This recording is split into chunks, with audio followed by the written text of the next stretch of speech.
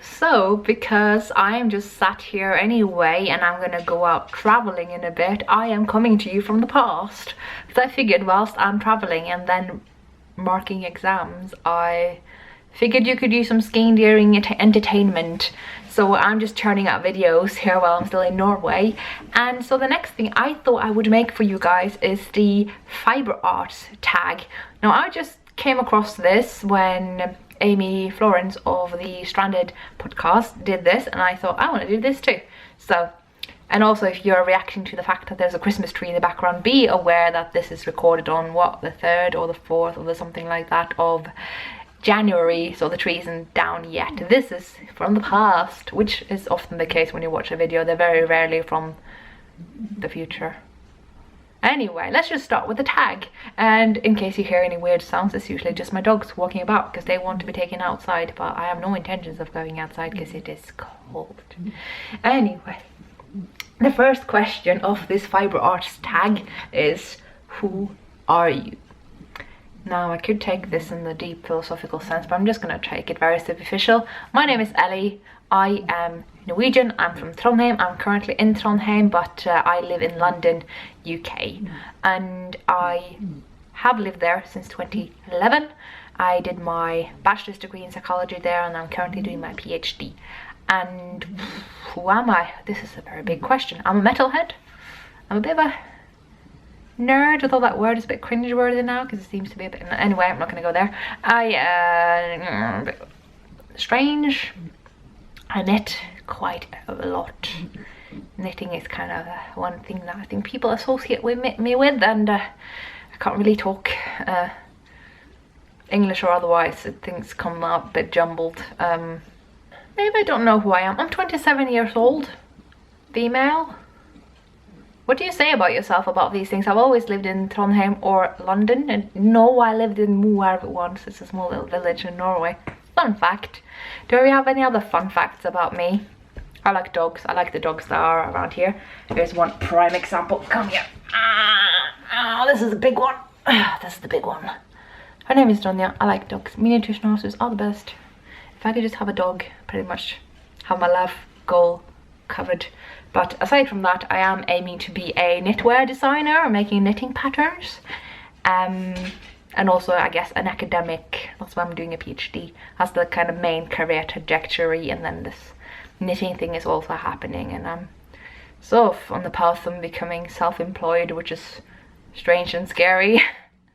So thus the Fibre artist tag. Fibre art tag. It's not an artist. I'm becoming one, I guess. That's what I'm trying to say. This is a horrible way to get to know me. Maybe it's a very representative way. I'm not sure. Shall we move to the next question? When or why did you start knitting? There's other options there as well, but knitting is the one I just chose that. I mean, I don't weave or crochet, so here we go. Although actually I started while weaving. You bet you didn't know that. So in Norway, knitting is pretty normal. Yarn is everywhere. There is yarn in every, like, not every, but like in supermarkets may have yarn, especially if they're like in a place where there are no yarn shops, but even really small places may actually have a yarn shop. Yarn is all around. If anyone's destashing, they tend to send their yarn to a kindergarten, and so that's when I was exposed to yarn first, as well as obviously relatives working with yarn. And so we had little looms, and we would weave little tablecloths and that kind of thing. That's really cute. And so I've always been exposed to yarn, so it's not really been foreign to me. I think that's in the same way that if you're exposed to instruments, you're more likely to be musically talented. You know, you start playing instruments. If you are exposed to books, you will become into reading and perhaps into writing. For me, that's yarn. So there you go. We were taught to knit in school. I want to say I was about 9, give or take a year. Make this sort of horrible garter yellow headband that wasn't really particularly nice, but then again we picked up knitting again, and I made a little hat for my cousin who was just a baby. Don't know if you ever wore that, but that's where that went. And I found that I really liked knitting in the round, just like mindlessly knitting stockinette in the round. So I tried some leg warmers in black boucle yarn, which is like the least, this is the last yarn I should recommend for a beginner, but because you can't really see if you made a stitch or dropped a stitch, which is like the two major problems for a beginner knitter. But yeah, I was gonna make leg warmers in like yarn that resembled my dog's, I guess. It's very poodly though, so I don't know poodles. Anyway, I picked up knitting again in, I guess we want to say high school, because they made us. So I made this huge felted red bowler hat, not out of choice, but I still enjoy the process. But I didn't really pick up knitting again until I was 19 and I lived in Moab. It was just far away from anything, and I guess the only thing we could do was knit. So a friend of mine, he was like, I want to make a rainbow scarf. And my other friend was like, I can help you make that because I know how to knit. And so she was making lots of hats and he was making that scarf, and I was like, I want to make a garter scarf too. So we just made these garter scarves, and I made 2, and then I taught myself how to purl. Well, she taught me how to purl, and it became this black ribbed scarf. So that was my 3rd scarf, and I still have that. But during this time I actually managed to have a knitting course for this school. So they hired this woman from a neighboring town, and she would bring her stash scraps with her and free patterns, and we got to practice that. So we made slippers and some made mittens. I did not, actually, surprisingly. I made a box. I made a felted box.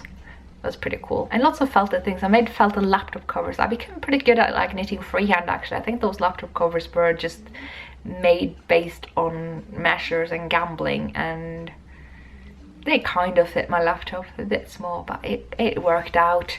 So that's how I begun. But I don't really want to say that I begun until I was about 21 to 22, and that was the time when I moved to London and I started to miss Norway, and I needed to feel Norwegian, I think, because I think, you know, Norway and the UK are not that different, but you still feel different enough if you live there and you are Norwegian.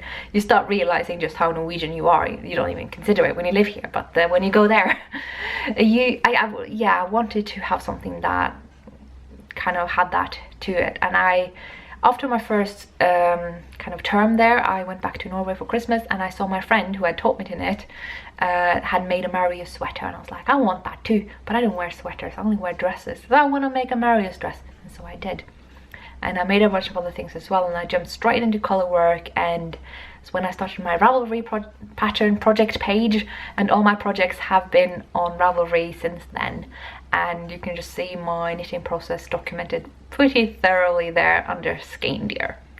So that's pretty cool. So I want to say that I really properly started knitting at the age of 22 and got pretty hardcore from there on, and I'm 27 now, so you know, that's saying something. And then number 3 says, what's your favorite product to make? And can I choose 2 things? I'm going to choose yokes and mittens. Those are my 2 favorites. Those are the things I am most comfortable with, that I feel like I can do freehand and improvise and all that kind of thing, which is probably also why those are kind of my patterns of choice as well when I design. I have been getting more into colorwork socks, but I think we all know that colorwork mittens is my biggest strength, and yeah, what I love doing.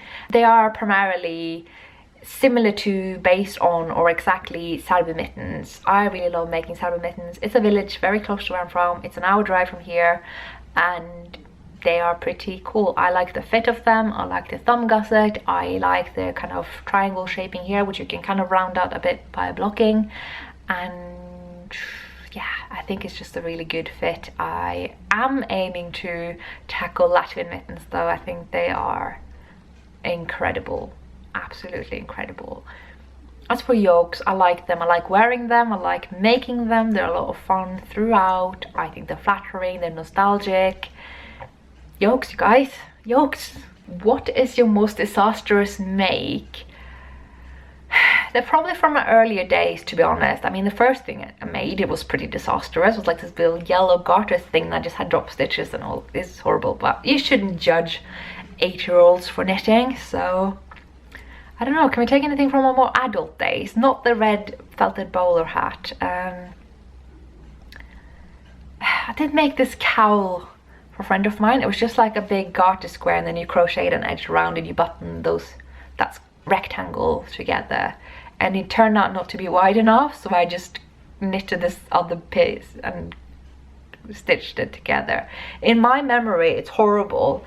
I just talked to my friend about this recently, and she was like, no, I still wear that. I'm like, Why? I remember that's pretty bad. I guess my facial didn't turn out right. Yes, I was way above gauge, and with a single ply yarn and that size, it was just, that was pretty disastrous. I think if you saw it in person, you'd agree that it needed a bit more structure to it. Yeah, so that may be a bit of a winner as well. I think I have a lot of disasters, but I just hide them under my bed so that nobody has to see them. Do you have a favorite place to buy yarn or fibre, online or local? Well, local to here, it's definitely Husfriden in Trondheim. Now there's a Husfriden in pretty much all cities in Norway, and even some villages and towns, and it's just great because they have Roma yarn, and Roma yarn is the best, and they're stocking up on more Hillesvåg yarn, which I think is great. I like that they are considering both, because some might view Roma and Hillesvåg as competitors, and Roma being the more closely related to Husfriden. So I think it's fantastic that they're doing both. They are my favorite yarns, so no surprise that that is my answer for local shops to Trondheim. Now, as for London, the winner is easily Wild and Woolly. It's such a cute little shop, and it's right up my alley. It's really difficult to find shops that are right up my alley in the UK. There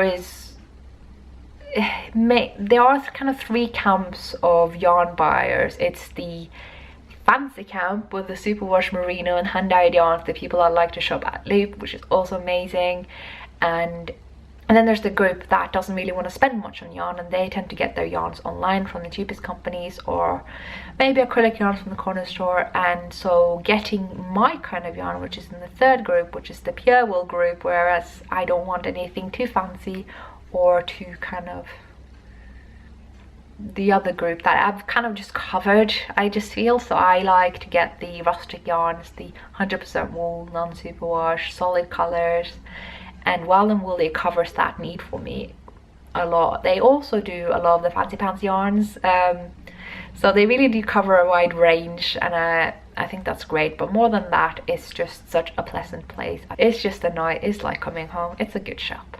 So Wild and Woolly. As for online shops, I don't really buy yarn online that much. I used to use the Wool Warehouse a great deal, but I've just shifted my yarn preferences away from that. So right now I tend not to order that much from online, but I can do a few honorable mentions. I really like isolda.com because she stocks Roma yarn and a lot of other things that are right up my alley again. So that's a fabulous yarn shop online. It's the yarn shop belonging to Isolda Tig, the designer, in case you didn't know. And I like Midwinter Yarns in the UK. I think that's also a brilliant shop. I think also Fortuna in Norway should get mentioned. They are not exactly always right up my alley, although actually, to be fair, they have a lot of yarn for my taste as well, but they offer something really unique and different in Norway, so that is worth mentioning. You got Vitre in Norway. They do Quince & Co, which is fabulous. What else is there? There's Pearlescence, which is a great shop in the UK. There is Meadow Yarns. I really like those. So lots of really good things to choose from if you want to have a go at any of those. I feel like I should also mention the Hillesvåg Wool Factory, because that is amazing. Just, they have a shop there as well, and the shop is just fabulous. If I could just live next to one shop based on just that shop alone, it would be that one. It's great. I also really like a bunch of Oslo shops, like Pickles, for instance. I like Husfriden there, which is brilliant. And there is Vadbit, the shop there. There's probably a bunch of others as well. I just really enjoy the yarn shops in Oslo. So there's a lot of things to cover there. As for the other question 6. What is your most used or most loved pattern? I think right now my two most used and most loved garments is the winter shawl and the loppa or flea cardigan, both by Pinnegudi. I wear them all the time. They match, so they go really well together. They're so wearable that none of them weigh much, because they use Holt Super Soft for the cardigan and Brooklyn Tweed Loft for the shawl, and both of them are really lightweight and skin friendly and woolly and rustic. I love them. They are so wearable. And I also really like my I think they're called snowflake socks. I wore those to death. They are a bit stinky right now, but yeah, it's a free pattern on Ravelry that I knit in Regia yarns. They're becoming a bit baggy on me right now because they're one of my first socks, so I wasn't quite sure if they should be too big or too small or what have you. So those are really some socks that I wear a great deal. And I also really love my Eleanor cardigan, also a design by Pinniguti. I just need to just do her designs. They seem to just be the thing that I wear the most. I knit from others as well. It's just, yeah, I don't really go wrong with those. And yes, so question 7. Your most dreaded knitting or crocheting or spinning task. So my most dreaded knitting task, anything that isn't casting on. No, that's not true. I don't like finishing. I'm not sure why. The bind off procedure isn't really my thing. I have yet to come across the perfect bind off, so they never turn out quite how I want them to. And I guess I like the one where you knit 2 stitches and then you knit those 2 stitches together through the back loop. That's the best one I've come across, but none of them are ideal to me, so that's one thing. But yes, weaving in the ends, definitely the winner. I just don't, it's not that I hate it. It's not like when I sit there I'm just like, this is the worst thing ever. It's just that I don't want to start doing it. So I don't. I'm like, I could pick up a knitting project and know that the next thing I'll be doing is stocking it. The next thing I'll be doing is color work. I'll be picking it up without any reason. I wouldn't pick up a project and know that I'll be doing that to weave in the ends. I think that's the reason. So it's not like it's such an awful task. It's just, it's not appealing.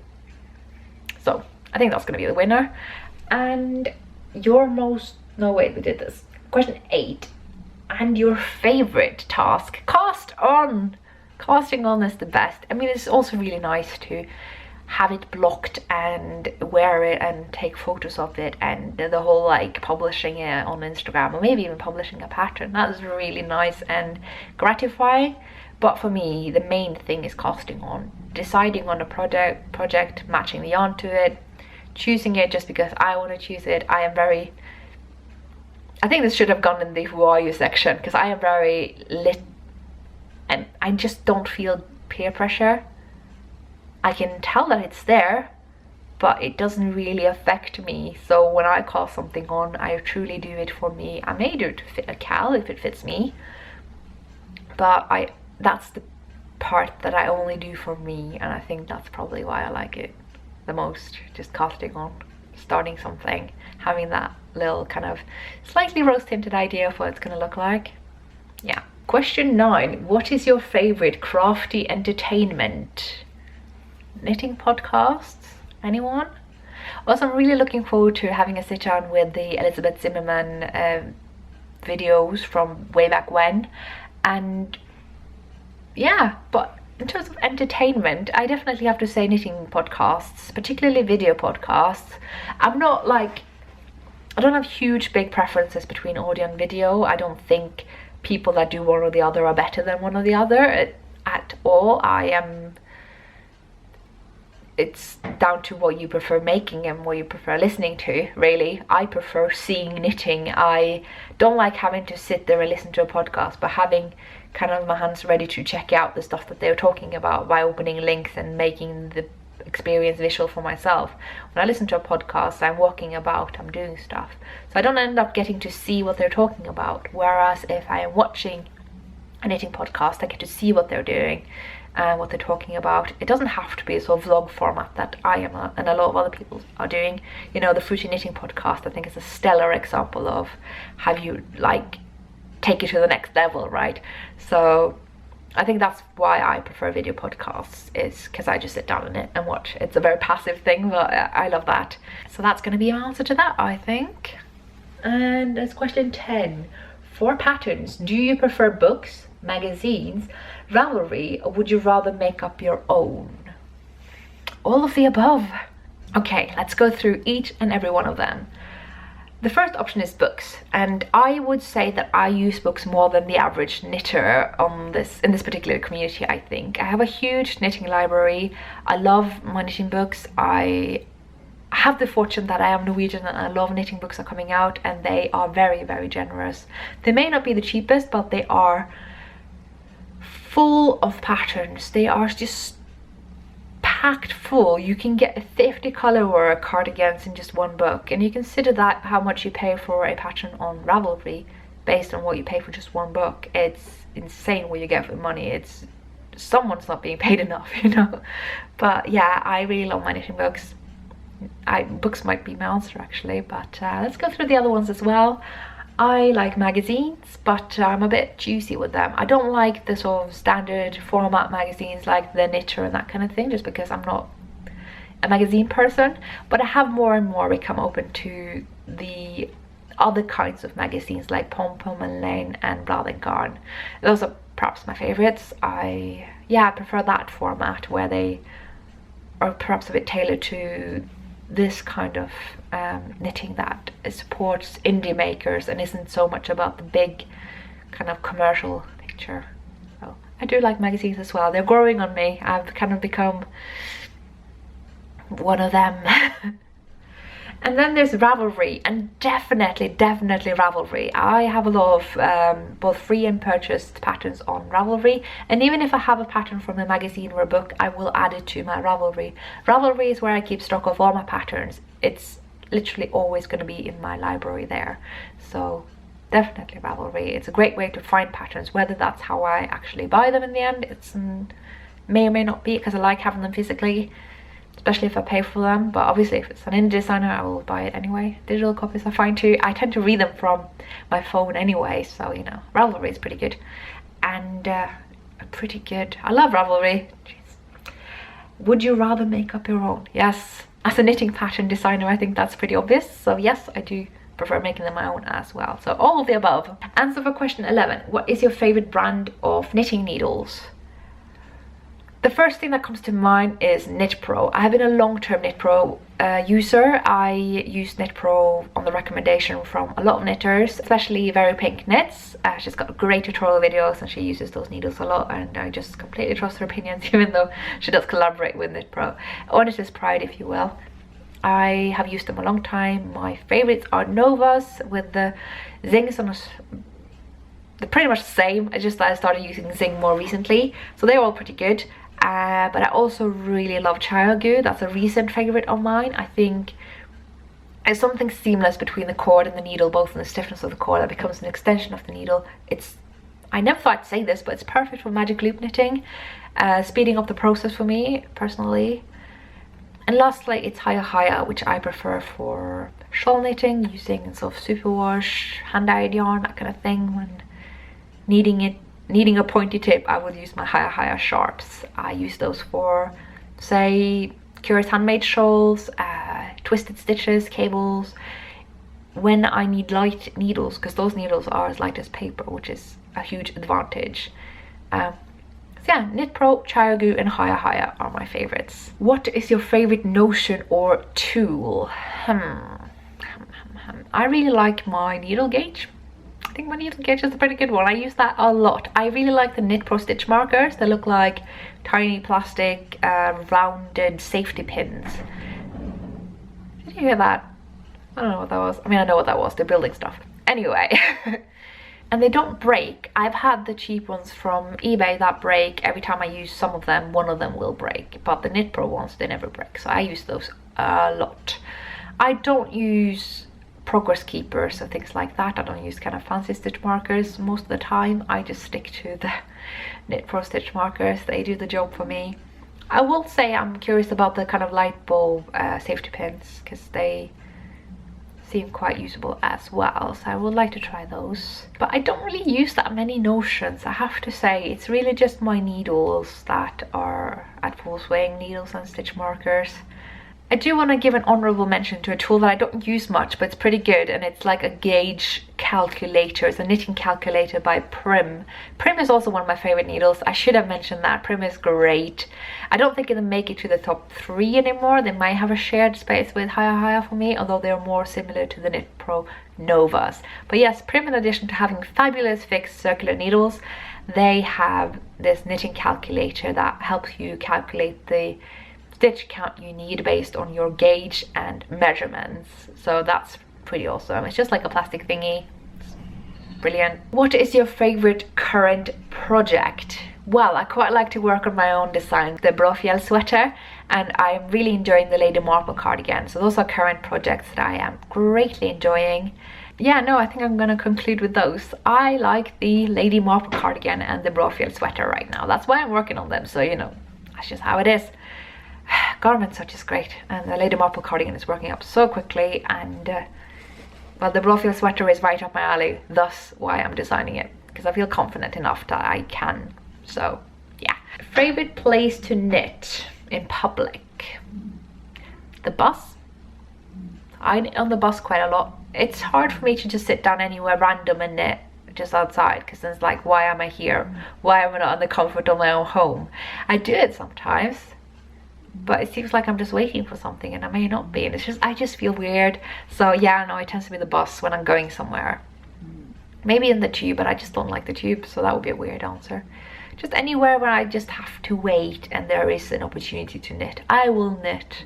I knit at lunch. If I'm at work, I tend to work from home, but if I'm at work, I knit at lunch. I love knitting in the local yarn shops, so that's an option. I like knitting in cafes with meetups, so if I'm with other knitters or even muggles, I like knitting in cafes. Come to think of it, I'm no stranger to knitting in pubs either, so yeah, anywhere where it makes sense to sit down, I will be knitting in public. You can pretty much guarantee it. What is your favorite Fibre arts book? So I think the phrasing of this question is just because this tag is open to any kind of Fibre art. Obviously it's going to be knitting for me, so what is my favorite knitting book? Oh boy. I love the Sarbuvotter book by Anne Borsgaard. I don't think that's a big secret.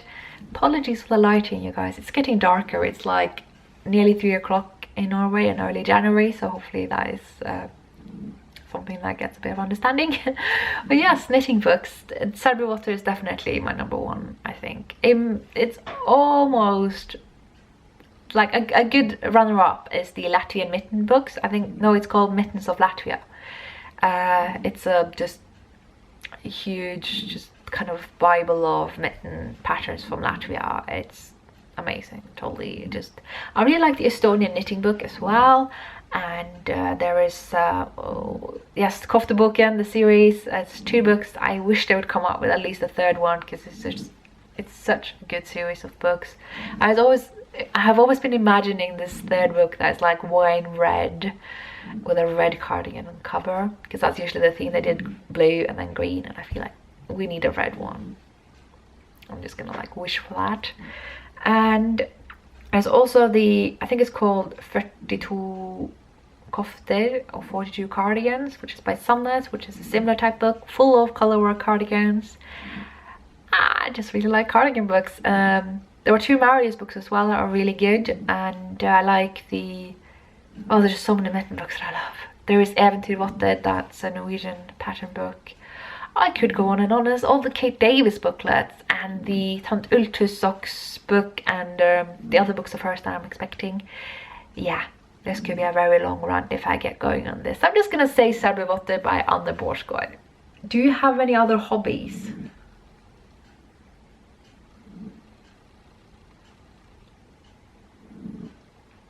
Yeah. Okay, so I do actually. I used to be really into drawing when I was younger, but I just kind of stopped 10 years ago. I have no idea why. So that doesn't count anymore. But that used to be my thing, the way knitting is now. But I do have a way of focusing on just the one thing, unfortunately, or fortunately. I guess it holds my skill. I really like cooking, baking and cooking. I think maybe more baking now than cooking. It used to be more cooking, but now I'm like... They usually say like cooking is like art and baking is like science, because you need more preciseness with baking, and I guess maybe that's why it speaks to me. I really like no kneading, so a no knead method for making breads and buns. So yeah, baking is pretty good. Baking and cooking. I don't know if that's a hobby or just a thing that is a chore that I quite enjoy, so it's kind of hard to say. I used to be really into web design, but now that my coding levels have been, they're kind of 10 years back behind in time at least, so it doesn't seem quite honest to say that web design is my hobby anymore, because my skill levels are so behind. It's kind of sad. I like going to metal concerts. Again, that's also something I used to do more before than now. I have to say it's a crowd I don't always fit in with because it's very masculine, and I, whilst maybe not being the most feminine ladies around, I'm still a girl, so it can be, you do feel like the odd one out sometimes. Like, I mean, I still want to say like 1 out of 10 is at least female, but still pretty low ratio overall. But yeah, no, it's pretty funny that I don't do any other crafts. It's, as far as crafts, like proper hobbies go, it's knitting pretty much all around. No idea what happened with the light here right now though. I would say that photography is a hobby of mine, but right now it really doesn't look like it. It looks like a thing that I'm kind of trying to handle, but not successfully. But if we do this, is that a thing we can do? Is that, no, it's not working out. So yes, photography, a thing I'm trying to nail. Clearly not very successful, but there we go. Let's try another question. It's question 17. If you could meet anyone in the fiber arts community, who would that be? I don't know. I feel like this is something I have a lot of thoughts about, because I'm like, apologies for the snoring dog, by the way. But yes, I'm thinking like, because you enjoy what someone makes, why does that mean you want to meet them? I know that sounds pretty bad. I don't mean it that way, but I think for that myself as well. Just because someone likes my podcast and my patterns, it doesn't mean that you should want to meet me, actually. Maybe that would be a bit disappointing, because a bit strange. My social skills are a bit so-and-so, and if I get tired, which God knows I am right now, the first thing that goes is my social skills. So I kind of, I'm not like, don't meet your heroes because then you'll be disappointed. I have met my favorite musicians many times and it's never been disappointing, because I'm fully aware that they're just going to be people. But I, at the same time, don't have a goal of meeting people that I look up to, because I look up to what they do, not who they are. And I don't agree with idolizing people I don't know. I don't agree with idolizing people in general. But that doesn't mean that that's what this question is asking. But I just don't see the point of wanting to meet someone that because I like what they do. I'd like to meet anyone, just like, yeah, I don't put anyone above anyone else just because I like what they do, obviously. The only person I idolize completely is the Swedish children's book author Astrid Lindgren. I just can't help myself there, but she doesn't do fiber arts and she's long gone, unfortunately. So yeah, I don't really have a satisfying answer to you there. Maybe I can just say Elizabeth Zimmerman, because then we can just like, I don't know, raise her from the dead or something. That sounds horrible, but then we could have her back. Yeah, let's say Elizabeth Zimmerman. She was awesome. Question 18, knit or crochet? I don't crochet, so that's going to be pretty obvious. Knit. Question 19, weave or spin? Well, I never tried spinning and I quite frankly don't really feel like it. I don't know why. I should want to. It's just I like having one hobby, and that is knitting. But since I have touched upon weaving throughout my childhood, I'm gonna say weaving. I'd quite like to start weaving again, but I feel like I would need the proper tools for it, and that those tools may take up a bit of space that I don't have right now, because London. So yes, weaving, ideally. Question 20, color or neutrals? Well, you know I'm a color work girl, so I need both. I will never knit with, I'm not gonna say never, but I don't knit just with neutrals. I knit with neutrals and colors, because then I can combine them and one will help the other pop out. So there's that. I like the simple combinations of like red and white, or blue and white, black and white, you know, white. And I think white is a pretty neutral color. And greys. 21, sweater or socks? Sweater. Socks are growing on me for sure, but I'm gonna have to say sweaters. I mean, those were the two favorite ongoing projects, and they're also one of my favorite projects of all time. So yeah, sweaters all the way. So yeah, I hope you enjoyed this little video of the fiber arts tag, and if you want to do another video, then consider yourself tagged. I'm not going to tag anyone, but you can do it as well. Anyway, I mean, I need to sit down and stop talking for a bit. So yeah, thank you so much for watching. Hopefully I will catch you with a proper episode when I am back from the black hole that is marking. So yeah, catch you later. Bye.